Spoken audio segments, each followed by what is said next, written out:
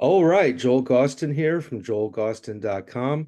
Let me just say it's quite interesting to be chatting with a former member of Happy Mondays on a Monday. So wanted to get that out of the way first and foremost. Hello, Cav. How are you, sir? Hey Joel, how are you? Doing okay, doing okay. I appreciate you coming on. There's quite a bit for us to chat about, so thank you for your time. Uh, Really at the top of the list, I wanted to first give you my, I suppose, bittersweet congratulations on the upcoming Blitz Vega album, Northern Gentleman. For the viewer who may not be familiar with that project, this was a band you had for several years now with the Yeah, late Andy Rourke of the Smiths. that's Uh, correct. Yeah, and the album comes out, I believe, on the 26th of April. yeah, So we're, just a few weeks away from the release of this album. Um, and I have to say, it's a beautiful record, and I appreciate the fact that you decided to move on with it and actually get it released. I think it's a stunning tribute, of course, to Andy and the music you guys did together. So again, my congratulations on seeing this album finally see the light of day after quite a few years of work. So. yeah. Thanks, Joel. Appreciate it. Thank you very much. I know, I guess Blitz Vega as an entity first hit my radar, I want to say around 2019. That's when music first started coming out under that name. How did you and Andy kind of come together? Because I know you had a bit of history before deciding to collaborate together. Is that correct? Yeah, I met Andy like when I was sort of 16, 17 years old. And my one of my old bands was playing in Manchester, and we had like loads of people from some of our favorite bands like Oasis, Stone Roses, New Order, obviously the Smiths. And Andy was in the audience, and he came up to us afterwards, and he was just really kind and really sort of positive about what we were doing. So we sort of stayed in touch since then. That was 25 years ago. And then we used to run into each other over the years. And I was playing at Coachella in 2007 with Happy Mondays, and Andy was DJing after the show. He was like, "Oh, if you ever want to do something together, let's do something." And that was the first time we really spoke about working together. And I was obviously like, "Yeah, this is Andy Rock," and plus that he was such a nice guy, lovely guy to be around. So we had fun that night, and then forward a few more years, and it's 2016, and I'm running these nights in LA, and Andy's over DJing, and we're doing like Coachella parties, I think, and stuff like that. And I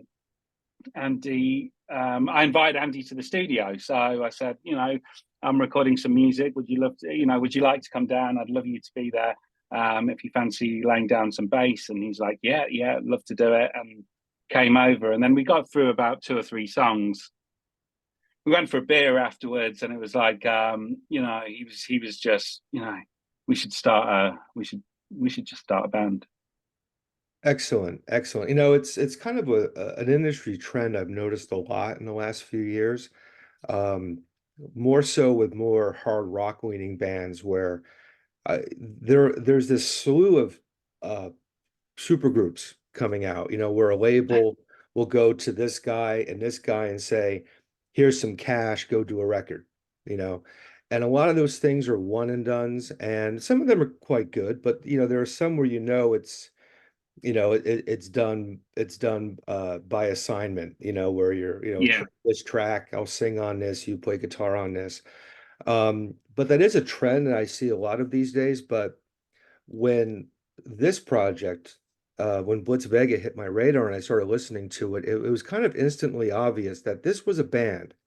This wasn't one of those industry-driven projects, and it seemed to happen really just with the two of you deciding to work together, which makes a lot of difference because it's more by choice and not by design, really. Um, but I am curious because you're coming with your own history, of course, with the Mondays and quite a few other things you've done. And Andy was Andy, he had that yeah. mass Smiths legacy behind him.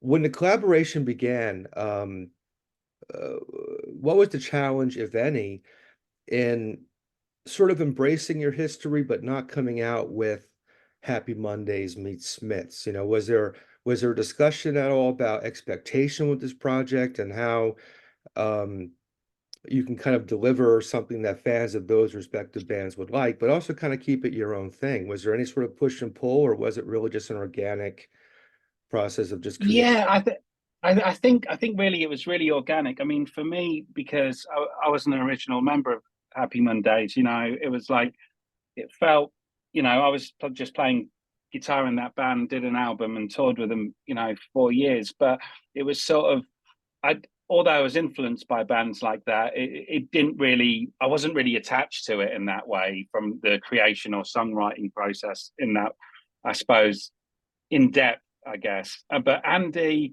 you know, Andy, it was so long since the Smiths, but Andy just had this really unique way of playing bass. You know, I think Manny from the Stone Roses would say that he was the funkiest bass player in Manchester. It's that kind of thing. He started playing on a fretless bass, which allowed him to move around the fretboard just so freely that when he picked up an actual bass with frets, it was like, you know, he said it was so easy to play that bass because you know, he'd learned on a fretless. But he was just such a, I suppose, he, he was just a very unique musician in the way he approached things. He went with the way he felt when he felt comfortable and happy in an environment. He expressed himself.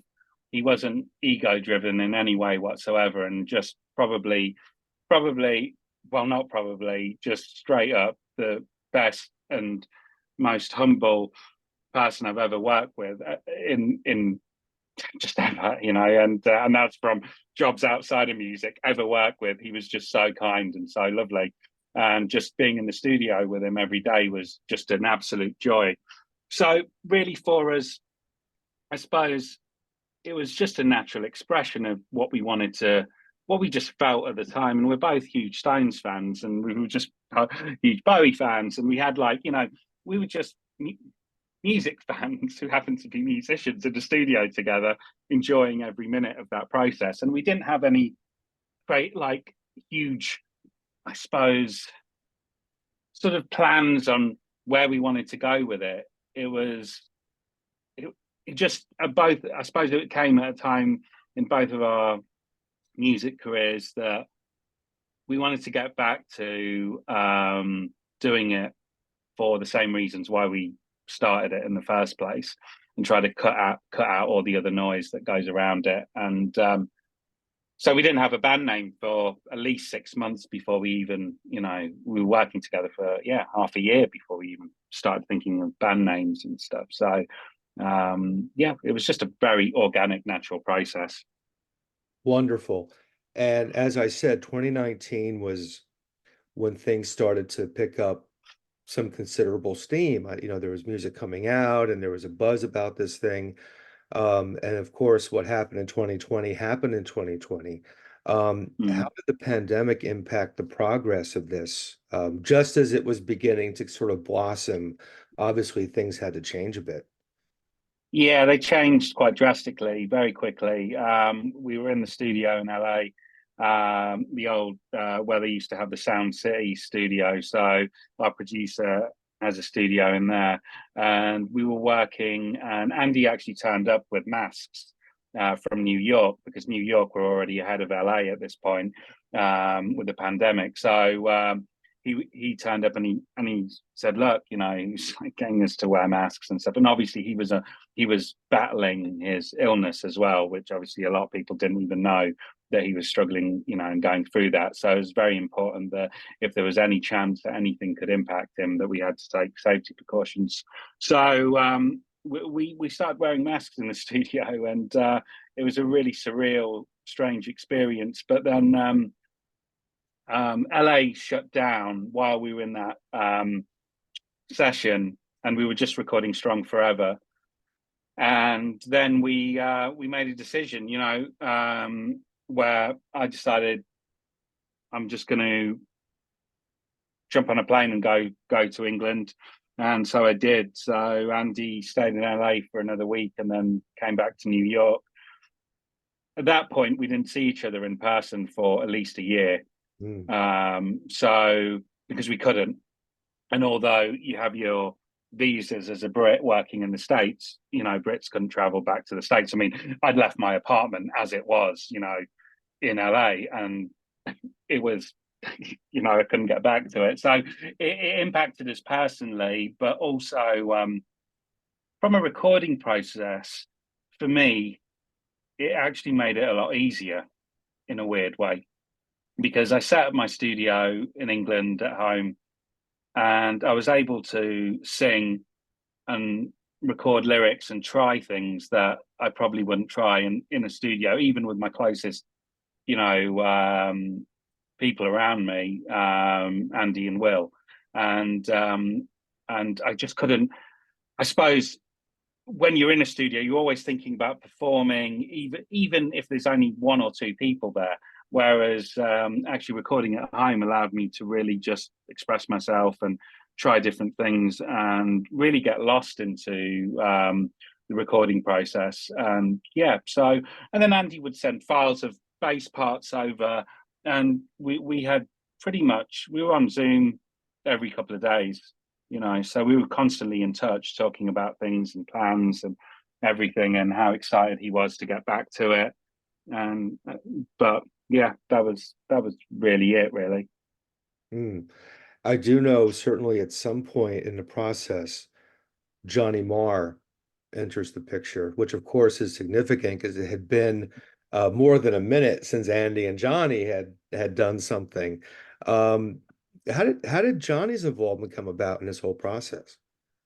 I think I mean it was a surprise to me, to be totally honest with you. I had no idea. Andy just called me, and he had a way of not really. He didn't really ever big things up, Andy just kind of just sort of he'd call you and just say, so Johnny's going to play guitar on the song, and that was it. And I was like, oh, cool. Can you send me the files over? Yeah, yeah, yeah. That was it. That was a conversation. Hmm. We didn't really go into much more than that, and so he sent over the parts, and I was listening to them in my studio at home, and yeah, we were pretty blown away because it was that very trademark Yeah. Johnny Marr sound that only he could do. He's one of those guitarists that I don't think you can replicate that very easily. People try, but it's not quite, yeah, Johnny Marr. So we were just we felt very privileged, and Andy was extremely excited about it. He was it's one of the happiest I'd seen him to have his old school friend come and play on a track that that he'd wrote. He was a part of it, was his creation, as well as mine. But yeah, it meant the world to him. Really happy. Yeah, absolutely. And it was wonderful to hear it, being one of many who grew up with what those guys had done together, with some other band they had. It was certainly nice to hear something new and fresh from the two of them working together. Because Blitz Vega is a band, to be Yeah. clear. I wanted to chat a bit about the other guys who play on the album because they had a tremendous impact on what ultimately will become the album people will hear in a few weeks. So, please tell me a bit about them and how they sort of fit the pieces together for you and Andy working on this thing. Well, so when we initially started the recording process, I had a couple of people who were working in my solo band at the time, and this was actually originally going to be I was recording tracks for a solo album, and I thought I'll get different guests on the tracks, and then obviously it turned into Blitz Vega because Andy really sort of enjoyed the whole recording process and all of that stuff. So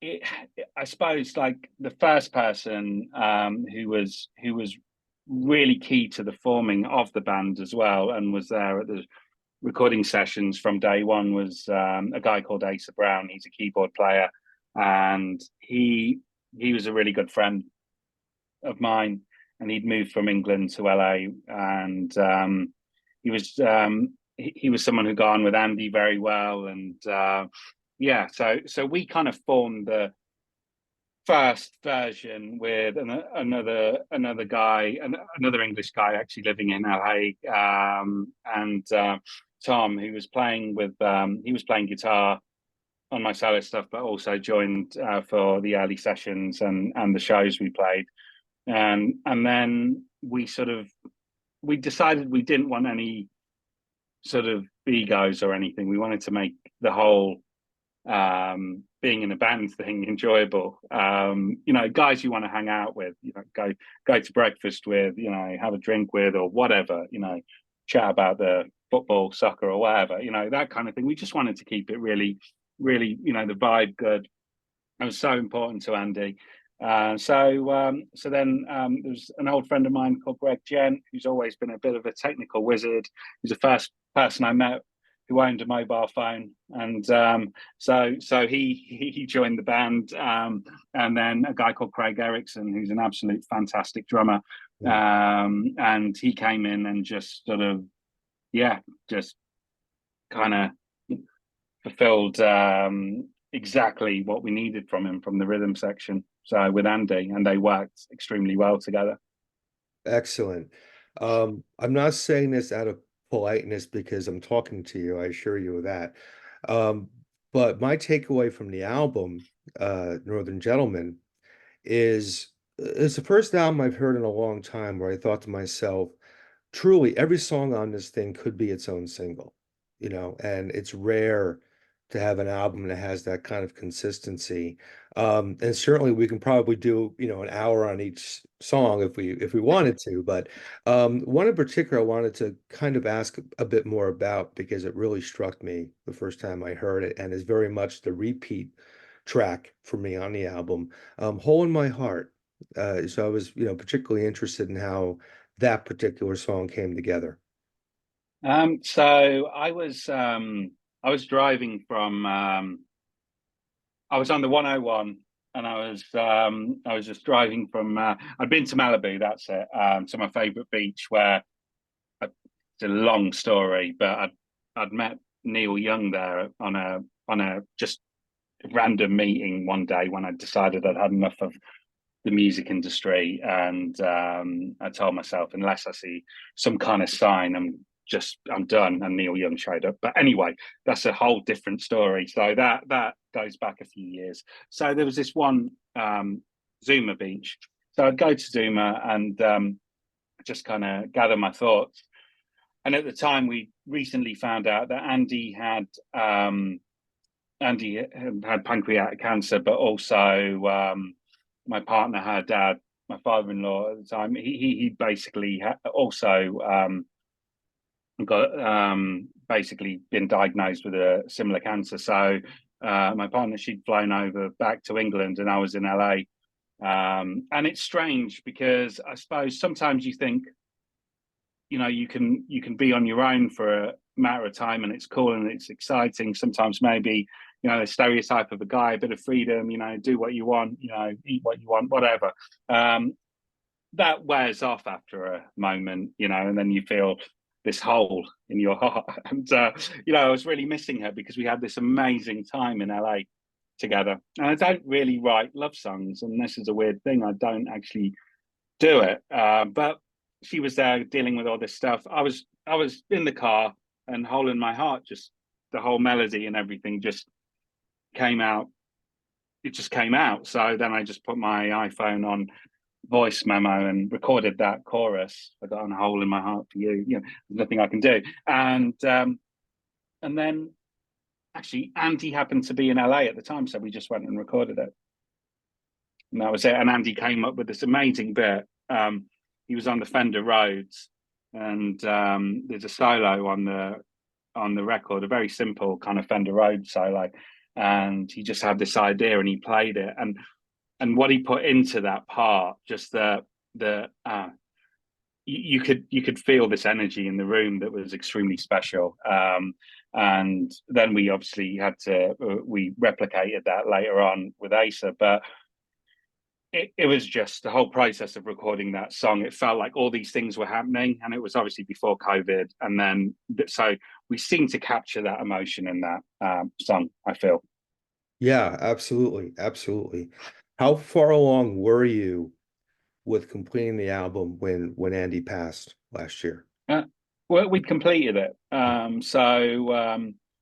I'd actually been to see him in I mean, I was going back and forth from LA and New York, so I'd work in the studio, fly to New York, play him stuff, and at that point, it was when um, you kind of realize, okay, this possibly isn't going to get better, because until that point, we were sort of always talking about future plans and going on tour, and he was like, "Don't worry, I'll be okay in September. We'll go on tour then." So it was always like this, he just really wanted to do Blitz Vega. I mean, he was at times when I wasn't sure, he was always the driving force. And that's why that's why more than anything is why we do it. Although we enjoyed it so much, and he just loved it and felt so much freedom within it.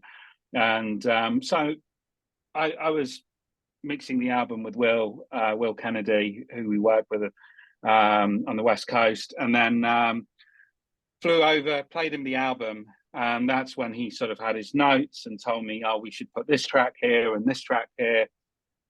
But he was just so happy with it because it felt like a diary of everything that we condensed 7 years into 10 songs. I mean, there's a lot of other recordings in this whole process, but he um, he felt really good about those 10 songs.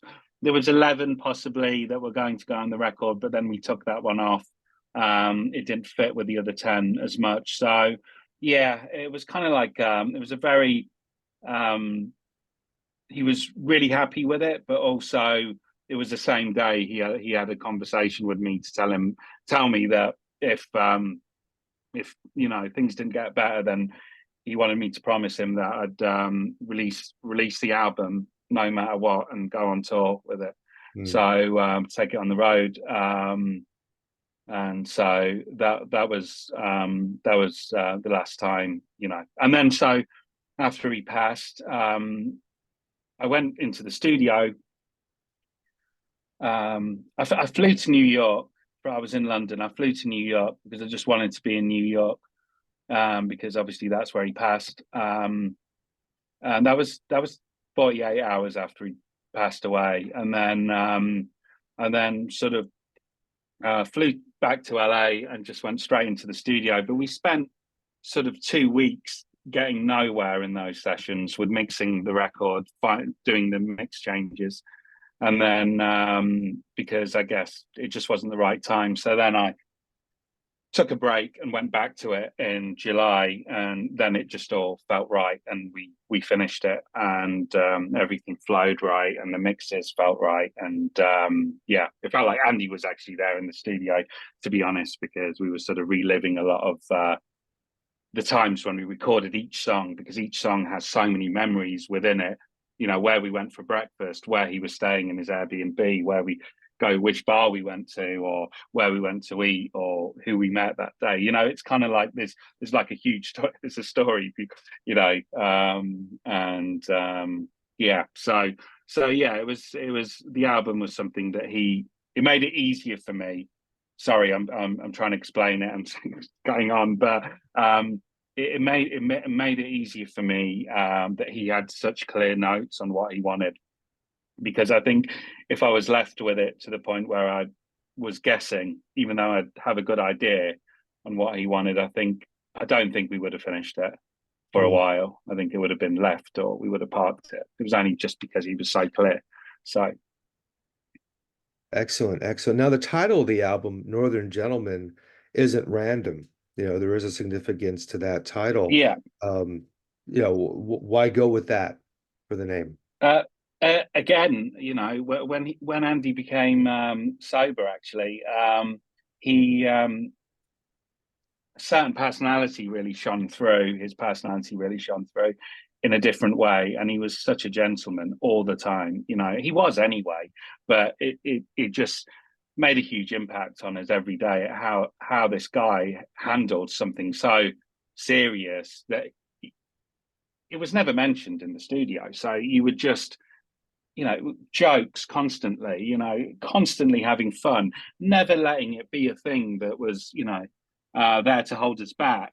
We and that was down to him. We had such a fantastic time recording this record. He never allowed you to even think about it. So I suppose I was describing him to my label partners, Woody and Gemma, and and they were asking. They didn't know Andy, and they were sort of asking me, how could you best describe him? And so I said, well, he was a real he was like a northern gentleman, an English northern gentleman. And oh, you should call the album Northern Gentleman. And I thought, oh yes, that's the perfect name for it. So yeah, so that was it really, because it's not really a tribute because it's his music, Right. but um, that's the only way I could describe it. Anything else that wasn't associated with him just never really felt right. Just a random name or a name of a song or something. It just Northern Gentleman was the first time it felt right. So Absolutely. And he certainly was. I had an experience with Andy a few years back.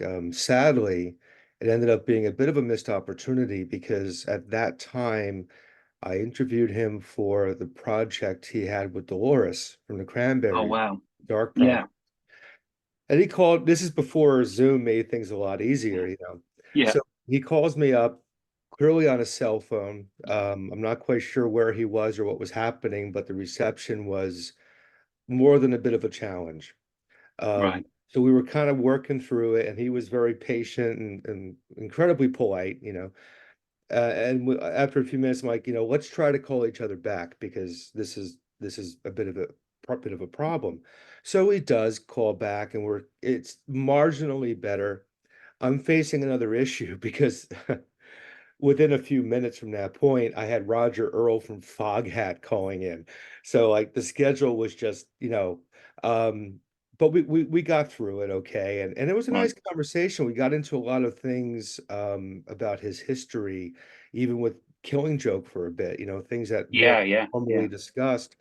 Um, I listened back to the audio and I'm like, oh, this is gonna be a bit of an effort to make this work, But I wanted to do it, and then Dolores passed away, and I thought, maybe this is something to put aside for a bit, Um, and certainly with the new album, I'm thinking I need to go back and, maybe find a really good engineer to try to piece it together.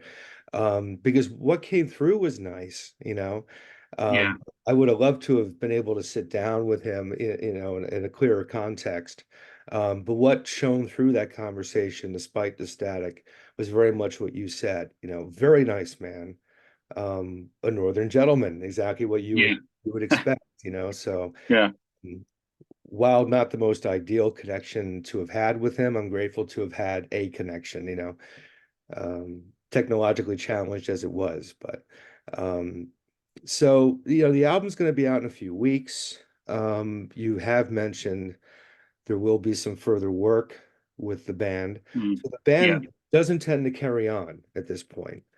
Um, uh, are you able to say who's take I don't want to say taking the place because that's impossible, Mm.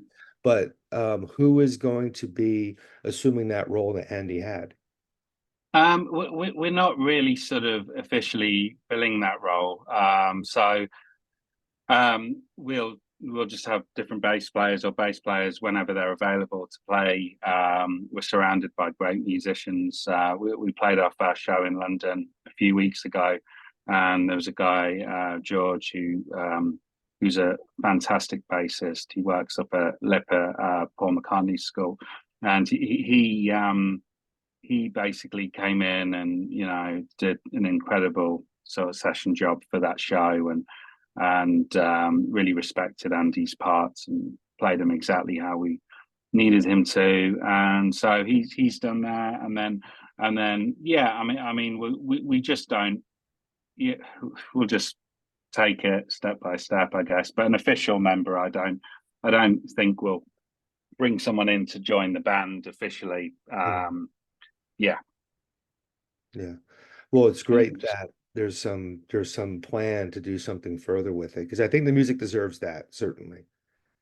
yeah, I mean, he really wanted that. He was like, he was so clear about the fact that, you know, you need to get out there was exactly what he said to me. You need to take this out there. You need to take it out there. So I was like, okay, cool. So that way it makes all of these decisions a lot easier because I think when you're questioning things and someone wasn't, he really did me a huge solid there because he took a lot of decisions out of my, you know, out of my head. I don't have to make those calls, you know, which is still him, you know, being a really cool guy and just being really, you know, kind in a way because I guess he knew that I probably needed to do this because we'd spent 7 years making it. You know, I think he thought you need to take this out there. So yeah, we'll see what happens, but we enjoyed playing those songs. We really enjoy the album. It's definitely the work that I'm probably most proud of because it feels genuine in every. But I don't have to question the fact that we didn't put everything into it. We literally lost ourselves in that the making of that record, no matter what was going on outside. So we gave it everything we had, and also enjoyed it. So you know, it's great to be able to share that with people. That's amazing. Yeah, absolutely. It's yeah, it's a special album. It would have been without the circumstances, certainly, but um he certainly left musically and creatively on a high, I feel. You Yeah, know, it's really represented on definitely. this record for sure. I did want to ask you one quick question about the Mondays. Yeah. We could probably do a 10-part series just on Sean, but we're going to condense it a little bit here. Um, it was exciting when Mondays came back with the incarnation with you, and I know there was a lot in that 4 year span. You know, you did Coachella, you know, so there was a nice reception to what the band was doing because the band was so incredible the previous times. You know, I was listening back to some of those older records. There's so much going on musically. And with the record you did with them, Uncle Dysfunctional, I mean, there's a lot of things happening there. That was a band that was so exciting because it was hard to pigeonhole. You know, you couldn't say, well, that's this. You know, there was so much Yeah. kind of floating around.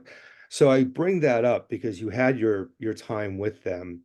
Um, Putting the personalities aside, which I get, I would suspect could be its whole other discussion. But from a musical perspective, how would you say the Mondays experience most informed what you did since and what you're doing now musically? I suppose it was. I mean, it was the most. I suppose in a way that it's just expressing in the most honest way. Like Sean would be on his microphone. I remember the first session that I walked into, recording session, not rehearsing, and he would just say switch the mic on, and he'll just go, and he would just. He was like I think Tony Wilson said he was like a poet, you know, similar to Bob Dylan with, you know, painting pictures with words, and he had this just incredible, or does have this incredible ability to be able to just put words together, create stories. He's a storyteller, and I suppose until that point, I'd approached everything as a musician. I was always someone who liked to go, you know, I was a songwriter before I'd call myself a guitarist or a musician. I picked up a guitar, I learned three chords, and then wrote 10 songs. So for me, it was always about just plugging in, don't think about the theory, just do your thing. But that Happy Mondays took it onto another level. We'd lock ourselves in a studio for 8 to 10 hours, and it would be, you know, just chaos in some ways. But what we would then get back from it was just incredible. And it was the fact that he would record in a way that he'd put so many lines down, then you'd have to go through them all and condense it into two or three verses. Hmm. And I think that we also had felt as if we had to work extremely hard on stage. Taking that on stage, you had to be on it. People seem to think that that band was all about like partying and craziness, but as musicians, you had to be on it all the time. It was the best compliment. I remember somebody came up to us after a gig and said, "Oh, you guys," or it was in a review I read years ago, and it was like, "Oh, the band worked as hard as James Brown's, backing band." It was that, and but it that's what it felt like. You were always like looking and counting and coming in, and because things would change all the time, so you had to be on your toes. It was very exciting all the time. Yeah, another long-winded answer to a short question, but I'm trying to find, I'm trying to, put it into a few words. But with all those pictures in my mind, it was, yeah, it was, it was a really, really interesting but amazing experience. Well, I'm curious too about something because I have a lot of friends from Birmingham, Right. and Birmingham is the capital of heavy metal, of course, Yeah. Yeah. Yeah. I've had conversations with a lot of the progenitors, some of the Sabbath camp and Yeah. Yeah. the bands that have followed, and there's a certain cultural driver behind some of that music from that city. Um, I'm kind of curious because you worked with Andy, the Smiths, certainly Manchester, and then Mad Chester, with the Happy Mondays a bit later. Um, do you see kind of a cultural drive to how those musicians you worked with operated and the music they created and the general creative vibe they brought to a picture? Do you see, or have you seen a lot of that informed by geography? Yeah, I guess so to a certain extent. I mean, especially with bands like Stone Roses, Happy Mondays. I suppose with the Smiths, um, I'm not, I'm not. I mean, obviously Morrissey's lyrics touch on a lot of that, and his experiences and the stories he creates are obviously, driven by where he grew up. But I feel the Smiths kind of, if you take away the vocals, they could have possibly come from anywhere in a way because they I don't know they seem different than some of the other Manchester bands. In my experience, Stone Roses, Happy Mondays really felt like Manchester, but maybe that's they were like they they were influenced by the whole hacienda scene. Dance music was so big in the UK. The rave scene was huge. A lot of those Mancunian musicians were into funk and northern soul, but also into the Sex Pistols, the Clash. So I think somehow Manchester, with its setting, the rain, being such an industrial city, somehow formed this vibe and created these bands. And Oasis are then an offshoot of that to a certain extent, but then obviously being heavily influenced by the 60s. I suppose London bands have a very, if you're a real London band and people who grow up in London, then you can hear the difference. Obviously, if you take Blur and Oasis, you could tell, you know, the Stones and the Beatles. The Midlands is definitely, for whatever reason, has that heavy metal kind of edge to it. There's a real, I don't know if it's, I don't know why that is. A lot of the musicians I know from Birmingham are, proper rock guys. And the place that I came from, Leicester, is literally 45 minutes drive away. And we were definitely, when I was growing up, there was a lot of dance music. And until Oasis came along, it was very grunge orientated city. Nirvana, Pearl Jam, Alice in Chains, Mhm. those kind of artists. And then, yeah, you notice it. I noticed it in the Mondays, but I was looking from the inside. So Yeah. You had mentioned obviously there's a plan for the future, with this project and this album with Blitz Vega. But of course, I wanted to mention you've also done things on your own steam, solo. So that's always something that is part of your world. In a general sense, I know we're only talking in March and much can happen. But what are some general plans you have for the rest of this year, beyond the Blitz Vega endeavor? Beyond Blitz Vega, I started a label called Future Sonic Records. That sort of started out about a year ago, and that was mainly because we wanted to sort of Andy had a vision and I had a vision on how we wanted to release music. So that sort of inspired that. And I've been lucky enough to work with some amazing people on that. And then got like a live events thing going on company because I was involved with festivals and putting on parties and stuff. So that's kind of something we're doing because just helping new artists, new bands that we're into, from a producer point of view, I want to work with, as many artists as possible, and see if we can find a couple of artists that we feel excited about, and work with in the studio. So that's kind of my plans. I don't know about solo stuff. I think the main focus is just Blitz Vega. It's like get all this stuff released and then play as many shows as we possibly can, and then after that, you know I can't stay away from recording or writing or whatever. I've already got about a lot of songs waiting to be recorded at the moment. So we'll get there. So see what happens to that stuff. Wonderful. Well, I look forward to hearing what may come. I'm really enjoying what's here and will be in the world shortly with the Blitz Vega album. Thank you for ensuring that this music lives on and is released in album form. I think it's important music. I was excited when the project first sort of hit everyone's radar. All these years later, I'm glad to see it's all finally here in one package. So again, I as a fan of both of your work, I appreciate the effort that went into making this thing a reality. And I would encourage anyone watching the video to get the album when it comes out in April. If you're a fan of the individual efforts from KAV and Andy, you're going to love this record. I promise you that.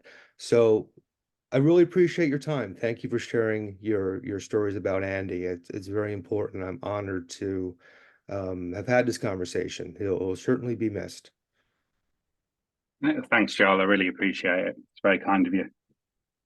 And best of luck to you with everything else going on. And I will not conclude by going with the cringeworthy, low-hanging fruit. So I'll say this: have a pleasant Monday. Yeah. I'll talk to you soon. Take care. Cool. Cheers, Joel. Really appreciate it. My pleasure. Cheers. All the best.